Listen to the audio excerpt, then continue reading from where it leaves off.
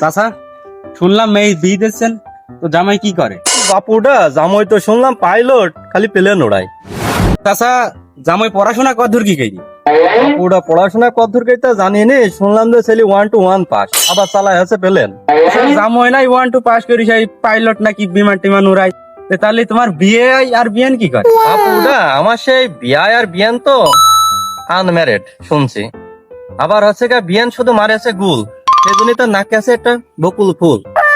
আর হচ্ছে আমার সে বিয়াই লতা কলেজের প্রফেসর, সে কোন কোন থাকে এটি তো খুঁজাই বড় দুষ্কর। নামে প্রফেসর নাকি কামে প্রফেসর তে আল্লাহ জানে।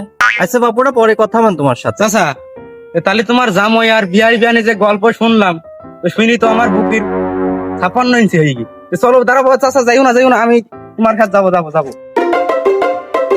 বাপুটা আইসো আইসো, তাহলে আইসো আইসো, আমরা জামাইতে বাগানের ভেতরে পেলেন ওনায়, চলো একসাথে যাই, আইসো। চাচা দাঁড়া, তাহলে চলো একসাথে যাই। বাগান মধ্যে কি পেলেন উড়াই নাকি? সামনে সামনে ওই আর কিছুক্ষণ গেলে। শালার আজকে তো প্লেনের অবস্থা ভালো না রে। এখানে বড় দান ধরি, যা একটা বড় দান ধরলাম।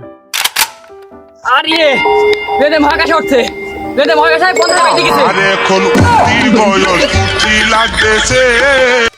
শালা তোকে আলি বিড়া নিয়ে দেখিয়ে দিন শালার। আলি বিড়ে রে, এরা দোকানটা আলি বিড়ে কিনে দিতে দাঁড়া। এই চাচা, তোমার সাথে না আসলে তো আমি বুঝতে পারতাম না। আমি বুঝে ফেলাইছি তোমার জামাই কি পেলেন ওরা, বুঝে ফেলাইছি। তোমার আর কোনো কথা নেই।